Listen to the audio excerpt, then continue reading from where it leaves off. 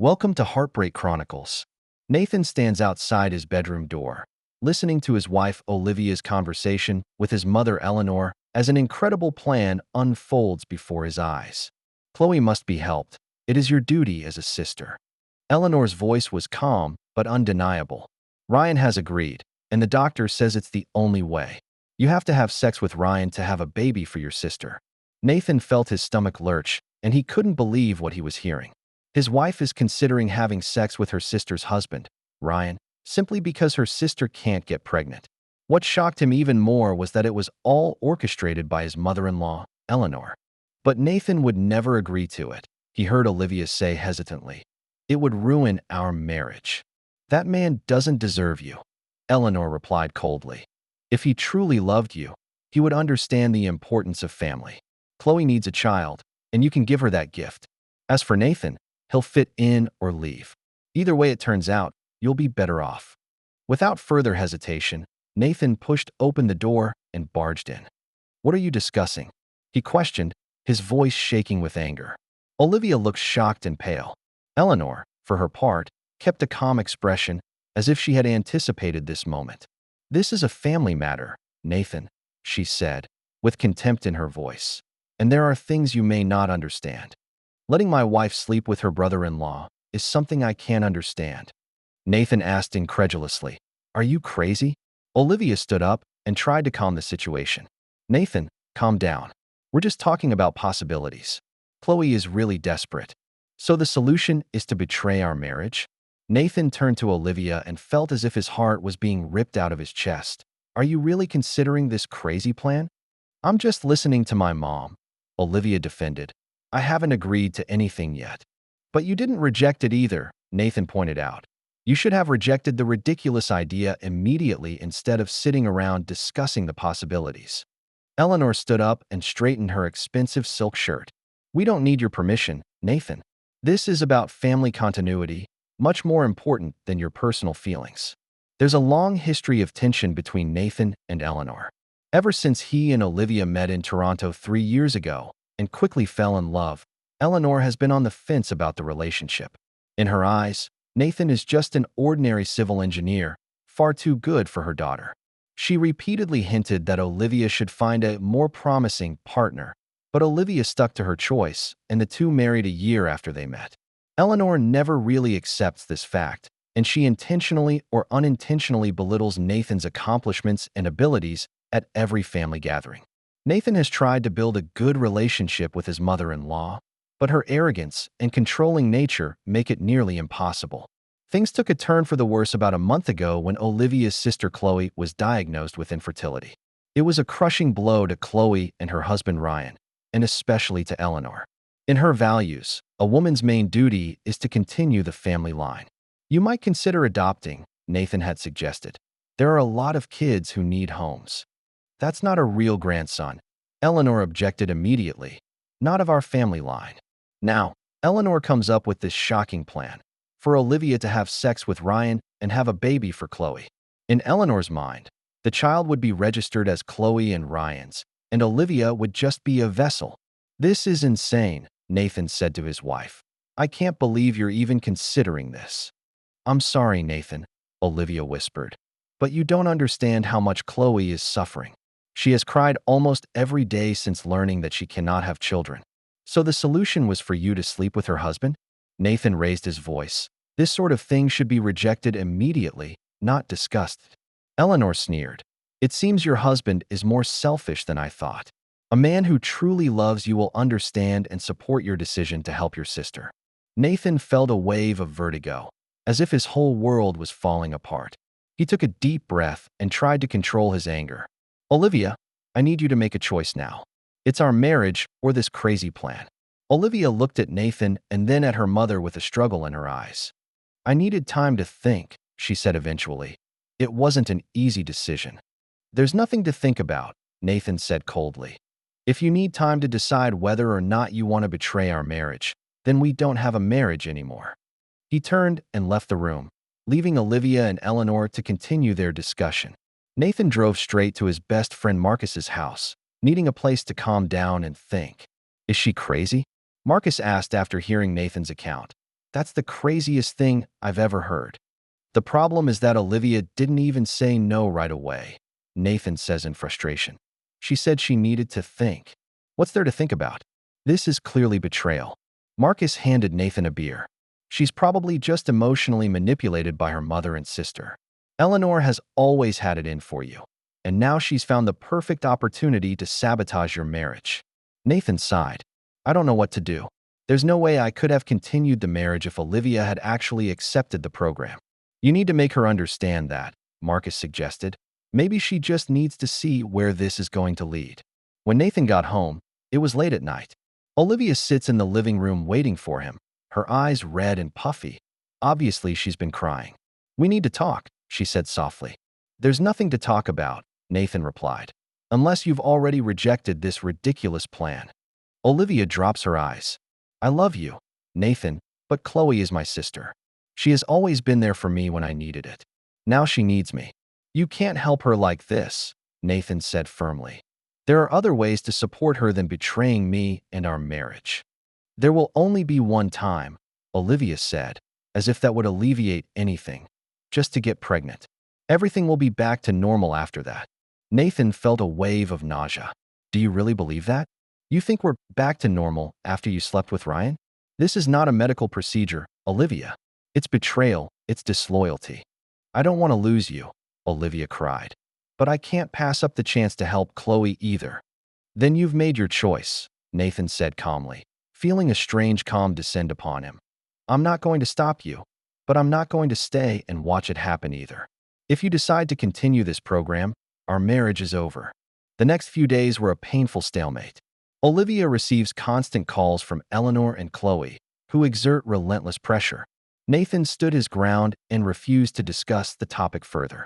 He hopes that Olivia will eventually realize the insanity of the plan and choose their marriage over Eleanor's manipulation. A week later, Nathan came home from work to find Eleanor, Chloe, and Ryan sitting in the living room. Olivia stood by with a complicated expression. What happened? Nathan asked, even though he'd already guessed the answer. We're here to discuss this plan with you rationally, Eleanor said in a tone of feigned concern. We understand your concerns, but this means everything to Chloe. Ryan smiled and stood up, offering Nathan his hand. Man, I know it's unusual, but think about Chloe. What joy it will bring her. Nathan refused to shake hands. Let me be clear. You want to sleep with my wife and then expect me to accept and bless it all. It's only for the baby, Chloe interjected, her voice quivering. And I'll be eternally grateful to you both. Nathan turned to Olivia. Did you really agree to this plan? Olivia avoided his gaze. I'm trying to help Chloe, Nathan. She needs this. And what about me? Nathan asked. My feelings don't matter at all. You can always find another wife, Eleanor said coldly. But Chloe only gets one chance to have children of her own. Nathan felt a surge of intense anger, but he controlled himself. He realizes that all of this has been carefully designed to make him the irrational person, the bad guy who gets in the way of family happiness. Very well, he said calmly. Since you have decided, I have made my decision. Olivia, you have a week to pack up your stuff and move out, or I'll move out. Our marriage is over. The room fell into silence. Olivia looked shocked. Obviously, she didn't expect Nathan to be so adamant. You can't do that, Eleanor eventually said. You have a mortgage and other financial obligations. You can't just leave. Actually, I can, Nathan replied. I'm willing to take any financial consequences that come my way, just to get away from this twisted family. He looked at Olivia, waiting for her to say something, any indication that she would come around. But she just stood there, in tears, unable to speak. I see, Nathan said finally. Goodbye, Olivia. I wish you all the happiness in the world as a family. He left the house with a sense of anger and betrayal inside him. As he drove away, he saw Olivia standing in the doorway in his rearview mirror, but she didn't come out after him. That was the final confirmation he needed. She had made her choice, and that choice was not him. Nathan goes to Marcus's house again and tells his friend what happened. Marcus was shocked. That's just about the craziest thing I've ever heard, he said. Did she really choose to sleep with her brother-in-law over keeping her marriage? Apparently so, Nathan said bitterly. So what are you going to do now? Marcus asked. Nathan was silent for a moment, pondering the question. When he finally spoke, there was a cold determination in his voice that he wasn't familiar with himself. "I'm going to make them pay for this," he said. "And I'm not going to walk away silently and let them continue their twisted program. If they want to ruin my marriage, then I'll make sure they lose something too." From that moment on, Nathan begins his plan for revenge. He first contacted an attorney friend, James, for divorce counseling. "Based on these circumstances, you have strong grounds for filing for divorce," James told him. "But you need evidence of her infidelity and Eleanor's manipulation." "I'll find it," Nathan assured. He began systematically gathering evidence. First, he examines the laptop Olivia left at home and discovers email exchanges between her and her mother and Ryan. The emails confirmed that the program had been in the works for months, long before Nathan stumbled upon that conversation. Even more shocking, he discovers private messages exchanged between Olivia and Ryan, suggesting that they may have developed some sort of emotional connection long ago. "We can take this opportunity to explore feelings that we wouldn't normally be able to express," Ryan wrote in a message. "Not just for Chloe, but for ourselves."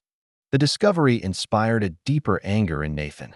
He continued his investigation and found that Eleanor's financial records showed some suspicious transfers of assets, possibly to avoid taxes. He also investigated Ryan's construction company and found that it had serious financial problems and that Ryan may be embezzling company funds for personal expenses. Nathan organized all of this information and created a detailed folder containing email exchanges, financial records, and other evidence. He also videotaped several conversations with Olivia to make sure he had audio evidence of her admitting to the plan. Next, he focused on protecting his finances. He created new bank accounts and transferred most of his savings. He contacted the mutual credit card company and closed Olivia's secondary card.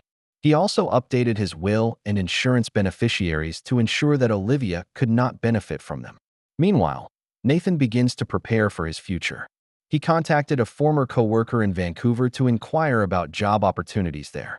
He updated his resume and began applying for new positions. He needed to get away from Toronto, from this betrayal and humiliation. A month later, Nathan received a message from Olivia.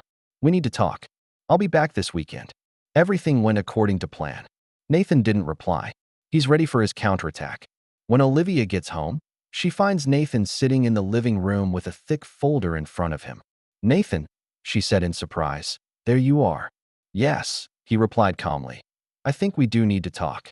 Olivia set her bags down and carefully sat in the chair across from him. "First, I want to say I understand your anger, but it's really just to help Chloe and won't affect our relationship." Nathan smiled, but there wasn't the slightest bit of warmth in his smile. "Do you really believe that? Do you think betrayal is so simple that we can pretend nothing happened?"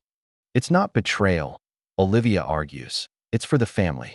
Now that the plan has been executed, we can move on with our lives." "So it's already happened," Nathan said calmly. "You and Ryan." Olivia lowered her head, unable to look him in the eye. "Yes, but that's just for getting pregnant." "I want to tell you what I found out," Nathan continued, his voice calm and restrained. "I found out that your plan had been in motion for a long time, at least 3 months ago. I've noticed that the exchange of information between you and Ryan suggests that this is about more than just getting pregnant. I also discovered that Eleanor has been manipulating you, using your loyalty to your family to satisfy her obsession with her grandchildren." He pushed the folder in front of him toward Olivia. "Here's all the evidence, your email exchanges, message logs, details of the program. There are also some interesting findings about Ryan's company that may be of interest to his investors." Olivia's face turned pale. "You check my private communications?" "Yes, like you're making big decisions behind my back. I guess we all have secrets, don't we?" Nathan leaned forward, his voice becoming more determined. "I have filed a petition for divorce with the court. From now on, we'll only communicate through our lawyers. I will move out, but I want you to understand one thing. I will not accept this betrayal and humiliation in silence." "What does that mean?" Olivia asked, fear in her voice. "That means that if you and your family try to hold it against me in the divorce process, I'll make sure that this whole scandal goes public.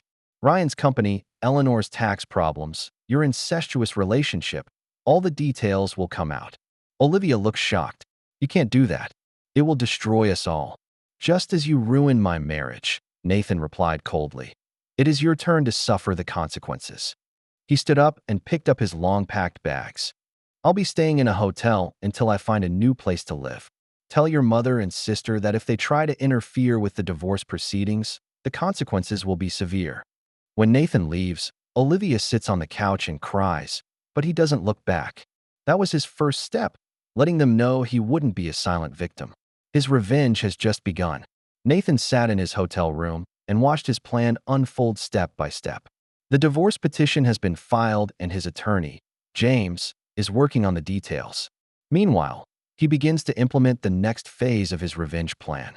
I need to make sure they all pay, he told Marcus.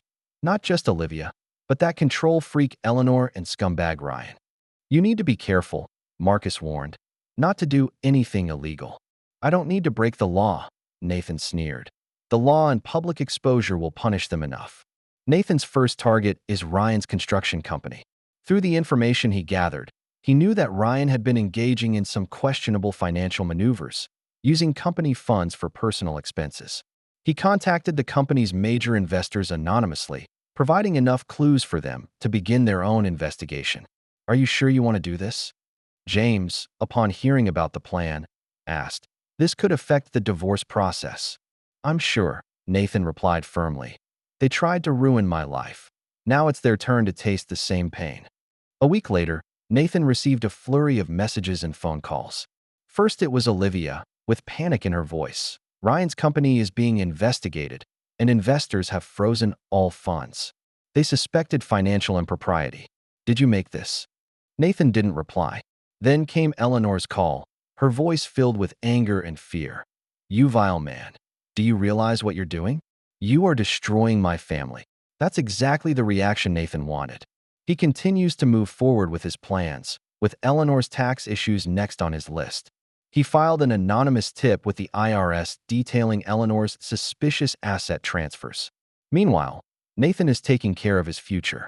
He accepted a job offer from a well-known engineering firm in Vancouver and was ready to move there to start a new life after his divorce was finalized.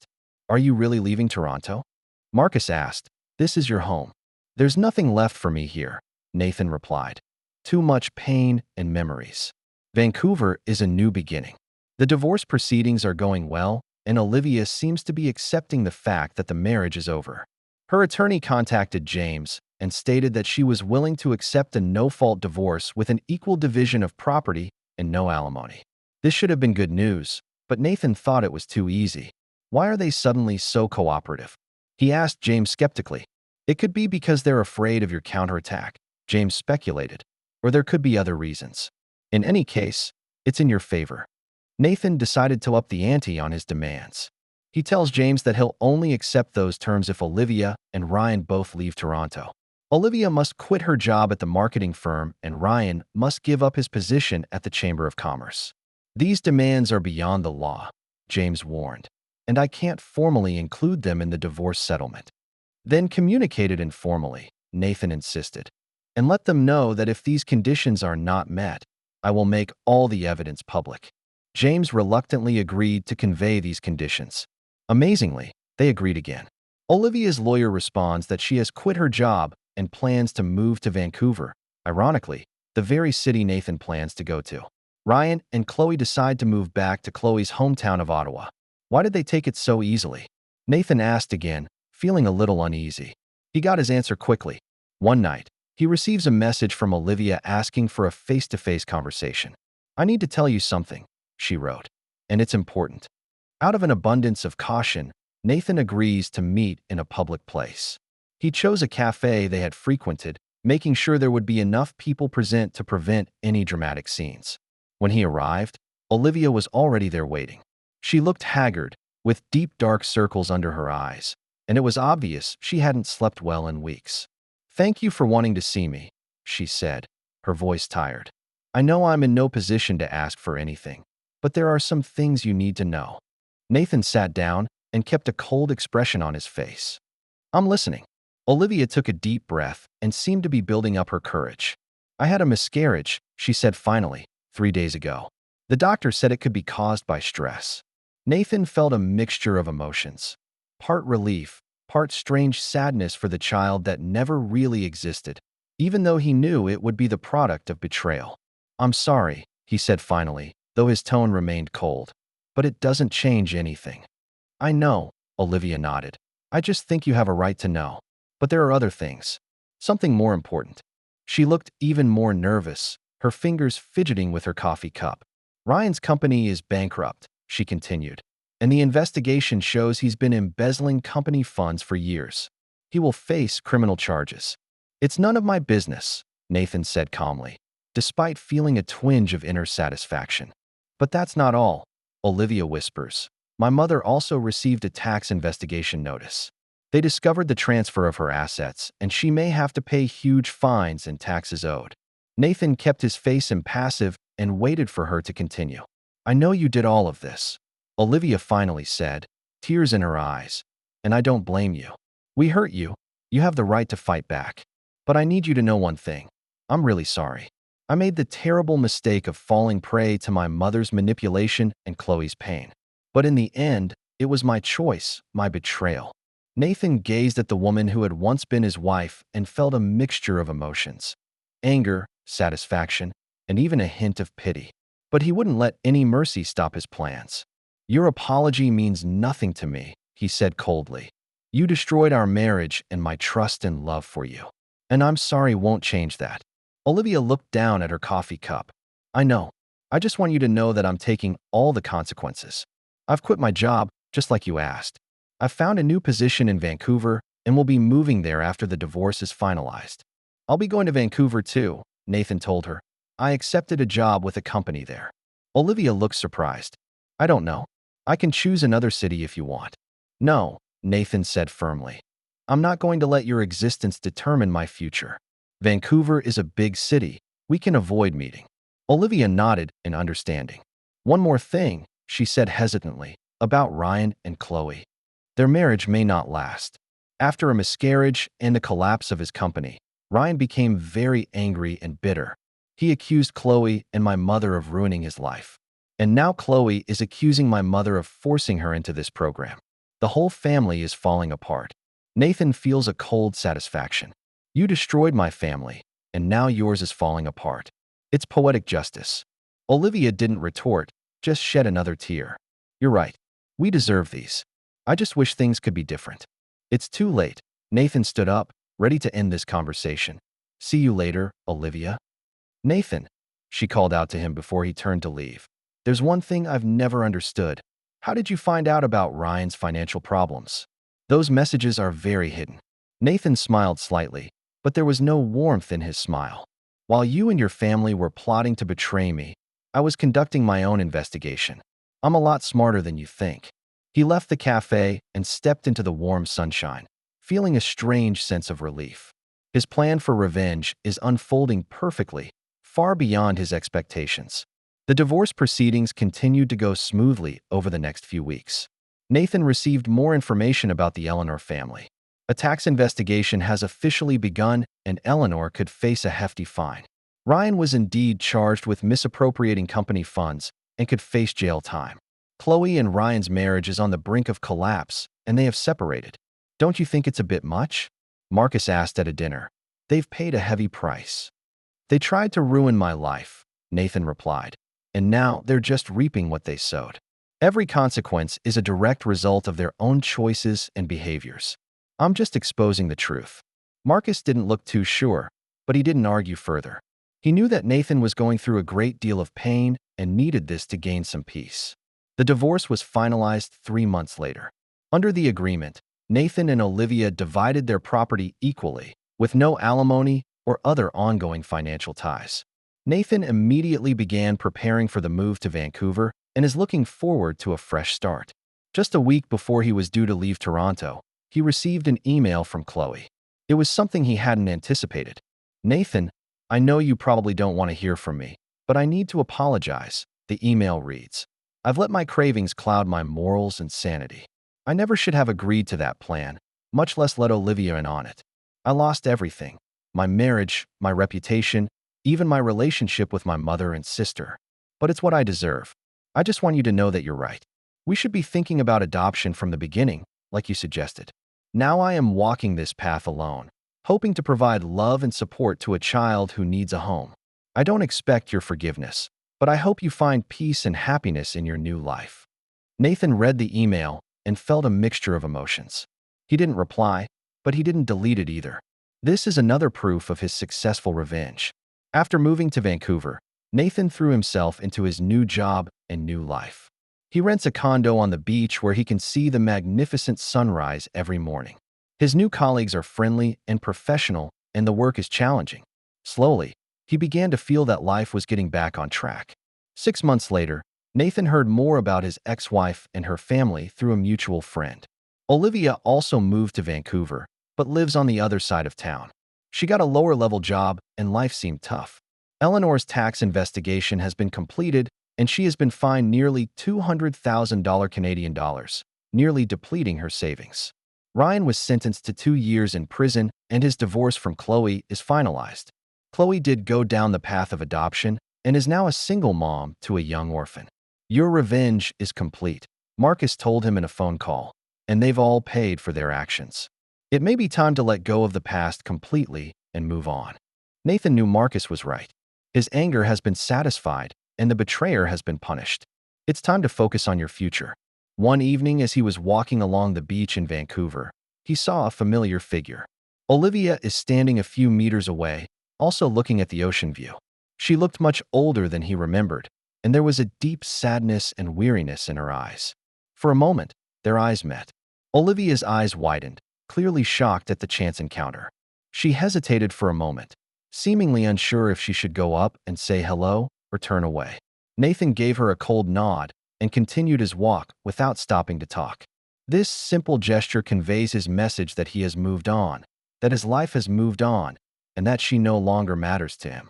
As he walked away, Nathan felt a sense of ultimate relief. The flames of revenge have been extinguished, leaving behind only the anticipation of a new life. That's the real victory, not only making those who hurt you pay, but also recovering from the pain and building a better future. On the way home, he received a message from Amy, a woman he met at work. "Does tonight's movie still count? I can't wait to see this newly released suspenseful movie." Nathan smiled and replied, "Sure, I'll pick you up at 7. He looked around at the beautiful cityscape and took a deep breath of fresh air. Life goes on and gets better than ever. For Nathan, it's the sweetest revenge of all, finding new happiness and success as those who tried to destroy him suffer. A month later, Nathan received an unexpected email from a woman named Sophia, who identified herself as a caregiver at Eleanor. "You may not know me," the email reads, "but I heard a lot about you when I was taking care of Eleanor. She was recently diagnosed with terminal cancer, and her doctors have given her very little time. In her last days, she talked about her mistakes and regrets. I know it's probably uninvited, but she really wanted to see you one last time and ask for your forgiveness." Nathan stared at the screen, considering his response. Part of him wanted to ignore the email and let Eleanor leave this world with her remorse. But another part of him wanted to face her and watch her admit her mistake. Eventually, he replied to the email, "I won't visit her and I won't forgive her. Her so-called remorse came too late. Her behavior has destroyed the lives of multiple people, including her own daughters. This is the end she deserves. Please tell her that this is the path she has chosen for herself, and now she must walk it alone." After sending this reply, Nathan felt a sense of ultimate relief. He is no longer driven by anger or a thirst for revenge. He had won, not only because those who had hurt him had paid the price, but because he had risen above it all and found new happiness. That night, as he and Amy enjoyed dinner together, she noticed a change in him. "You look different today," she commented, more relaxed, calmer. Nathan smiled and held her hand. "I think I'm finally letting go of some of the baggage from my past." "That sounds great," Amy said gently. "Sometimes letting go is the hardest but most necessary thing to do." Nathan knew she was right. By making those who hurt him face the consequences of their actions, by refusing to be a silent victim, he not only obtains justice, but also regains his strength and dignity. And that, more than any revenge, is worthwhile. A week later, Nathan received another email, this time from Olivia. "I heard that my mother contacted you," she wrote, "and I won't ask you to forgive her or me. We all pay for our choices. I just want you to know that I'm happy to see that you're doing well. You deserve all the happiness." Nathan read it and calmly deleted the email. He didn't need her blessing or any connection to the past. His new life is thriving, his job is going well, and his relationship with Amy is steadily growing. Revenge has been accomplished and the pain has been released. Those who betrayed him have been duly punished, not through violent or illegal means, but by making them face the natural consequences of their actions. Now Nathan can truly move forward without any regrets or unfinished business. He won the battle, not only by making the enemy pay, but by building a better life out of the ruins. This is the perfect revenge. That's the end of today's story. For more captivating tales, hit subscribe and never miss an episode.